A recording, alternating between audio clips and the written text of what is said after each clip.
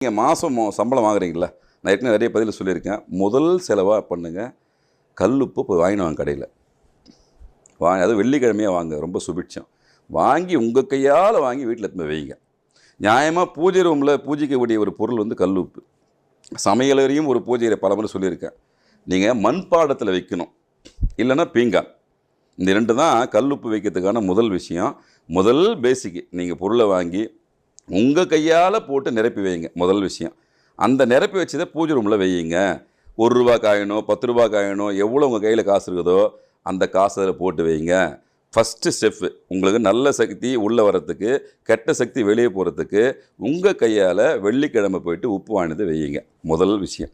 அதுக்கப்புறம் 2வது, நீர்நிலை சம்மந்தப்பட்ட இடம்னா இப்போ பாத்ரூம் இருக்குன்னு வச்சுக்கோங்களேன். சின்ன இடமா இருந்தாலும் பரவாயில்ல, உங்கள் கைக்கு எட்டாத தூரத்தில் ஒரு சின்ன கப்பில் ஒரு கண்ணாடி கோலையில் விட வச்சிடலாம்.